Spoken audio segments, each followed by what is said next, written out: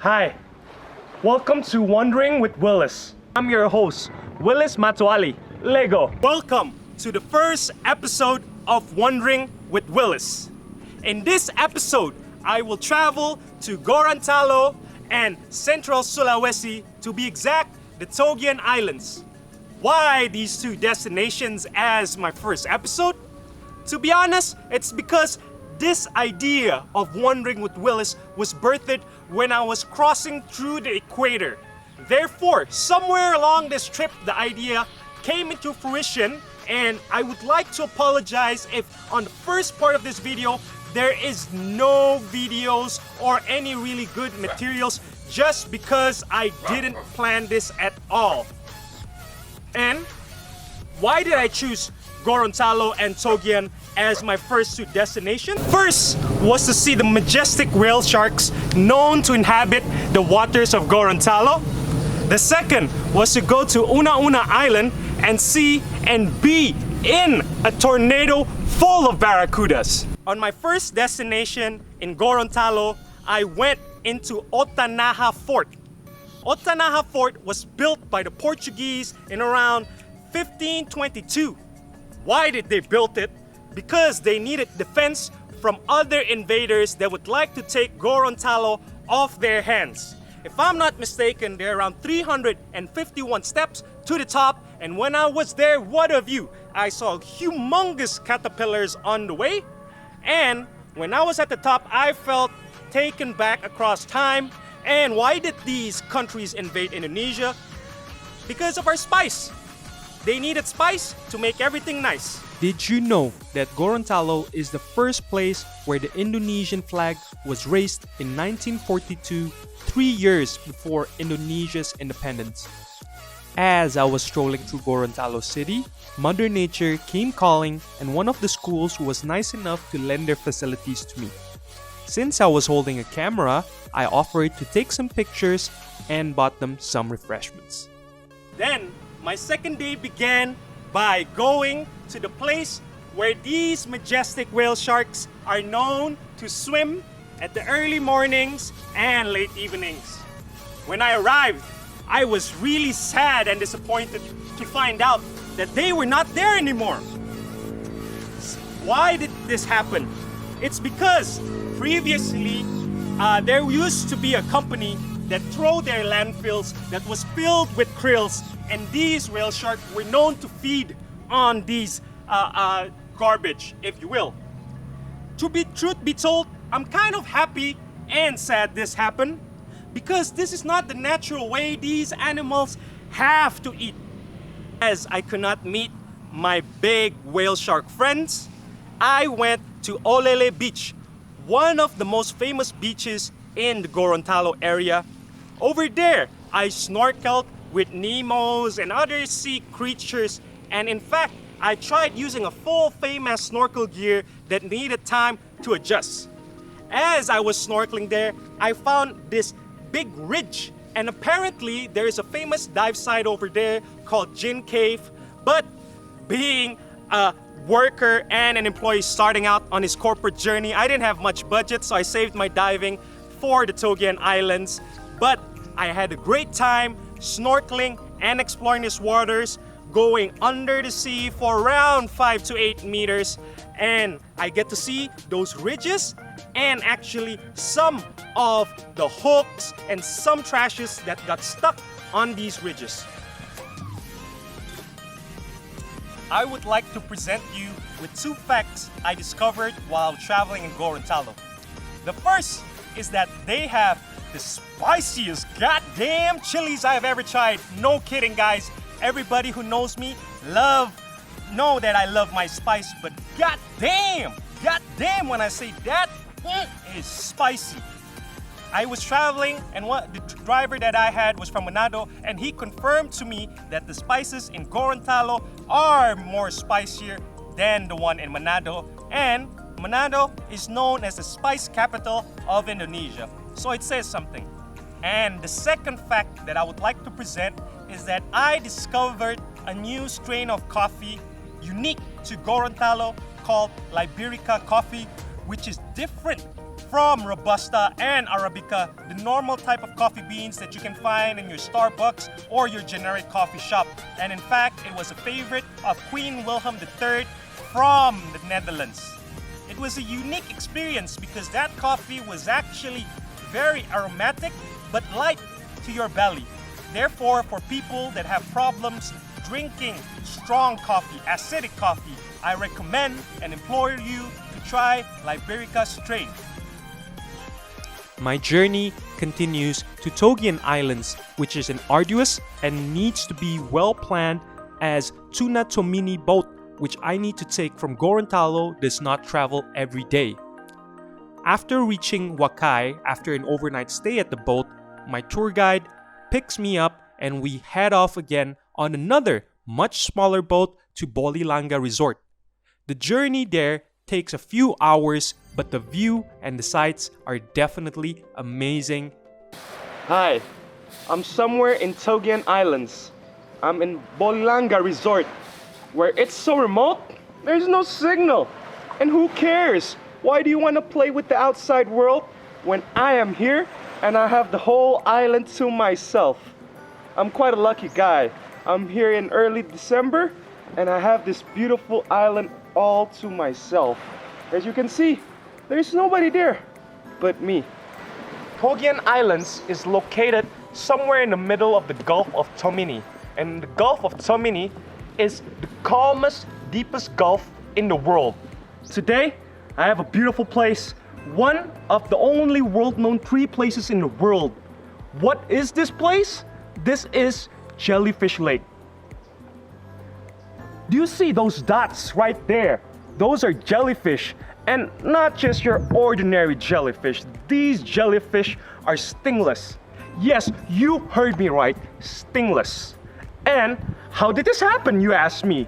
Well, a lot of theories has been said, but the most popular theory is that millions of years ago, in the age of dinosaurs, these jellyfish were trapped and closed in this area, or should I say, they found this place, and ever since that time, they've been living here without any natural predators.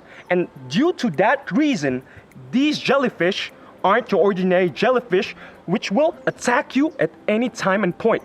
Here, when you swim with them, they're as friendly as one can be. As you can see, I'm touching the jellyfish. They're friendly. They want to come out and play with you just as long you don't attack them and you don't disturb them. I'm kind of trying to tickle it in a way. Ha ha ha. Hopefully it lasts. As you can see, the jellyfish here, they look like a cross between a mushroom and a fungi. About 8 years ago, when the jellyfish were found, they were huge, absolutely huge. And the locals here say, around 1 year ago, the jellyfish suddenly disappeared in around the famine time. But they reappeared. And does this actually proves that the jellyfish here are immortal? Because jellyfish are known to be an immortal creature, and they revert back to polyps when they can't sustain their body anymore. So, am I swimming with creatures of millions of years old? Are they immortal jellyfish? Well, that is a question I do not have the ability to answer. Hi guys, I'm snorkeling in Reef 4 in Togean Islands. I'm sad to say, I just lost my red filter for the GoPro. But oh my God, whatever your God is, Buddha, Jesus, Muhammad, whatever your religion is, when you see the underwater world, that's the thing that's gonna click in your mind. The technicolor of corals that are here are unbelievable. I've snorkeled in a few places around the world, but I gotta say, this is one of the best in terms of coral colors. As with traveling, sometimes Mother Nature does not cooperate with you. We're trying to reach shore to visit sea gypsies, to see their culture, but sadly, due to strong winds, waves, and rain, triple threat, we can't make it to shore, so we're just chilling now with my good friend Captain Uche and Paoan from Togean Journey right there. He's the man who arranged everything for me. Hi guys, we're in Papan Island right now, the home of the Bajo people. And the Bajo people are sea gypsies. You heard them right, sea gypsies. They've been living here for around roughly 30 years, which is not a long time. But the history before that was they were nomads, and not your ordinary nomads, but nomads who live on a boat.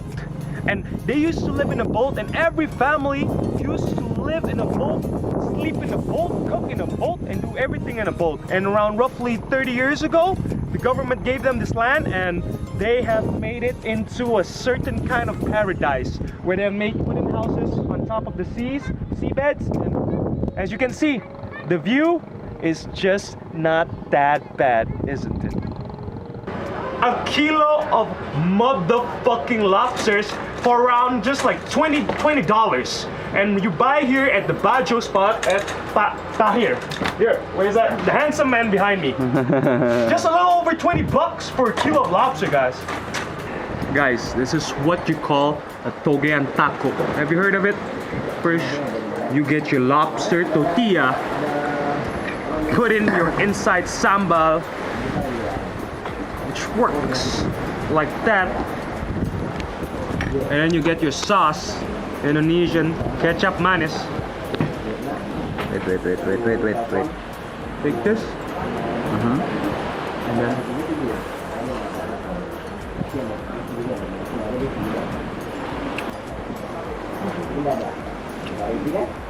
there's an orchestra playing in my belly right now, and a rock concert in my taste buds. Behind me is the volcano island of Una Una.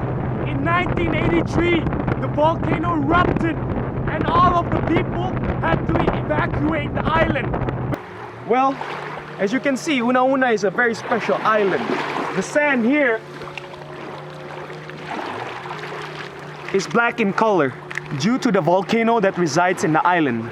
And due to this reason, the underwater life is beaming with entertainment. You can see fishes, turtles, eels, eagle rays, and the list goes on and on and on. And this is probably due to the volcano that resides in the island, Cholo volcano. I was fortunate to arrive on Una Una Island on a Friday, where the locals would gather and play football in the afternoon. Football is my most favorite game, and I could never say no for a kick around.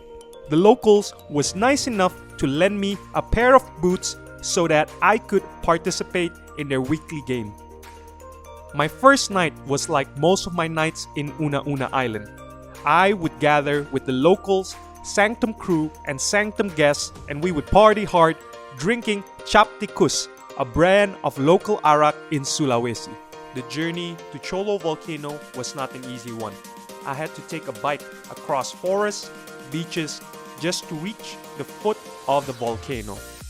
From there, I had to cross streams of water that are heated up from the volcano, passing through vegetation, greenery that is just beautiful to see.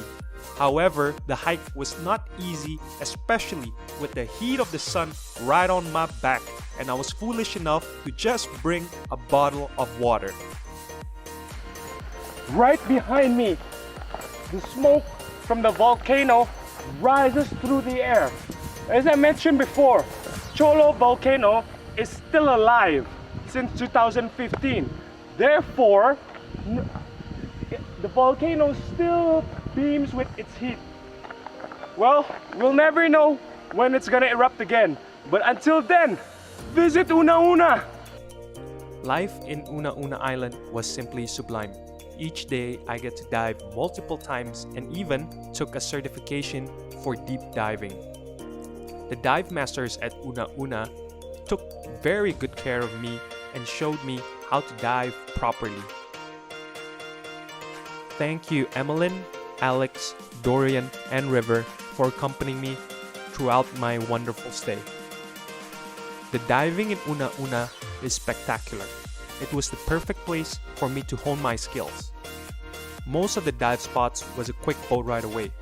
The topography was incredibly varied as you were able to dive in seawalls, pinnacles, and sandy slopes. My main objective to go to Una Una Island was to be in a tornado full of barracudas. And guess what? I did it. Yes, I did it. What I felt could not be put into words. That indescribable feeling, that wonderment kind of feeling that you have in your gut was something truly special and I would hold till the rest of my days. My trip from Gorontalo Togean Islands is about to end, but in the times of great despair, sometimes good people such as the person to my left, Mr. Faldi from the National Park, helped me to get a boat to Ampana so that I don't have to ride the long ferry. And this is what traveling is, isn't it? Meeting new friends, making new experiences, taking the unpaved path. So, this has been the time of my life. Thank you for watching Wondering with Willis. I'm your host, Willis Matuali. And remember to always wonder the beauty around you. Goodbye.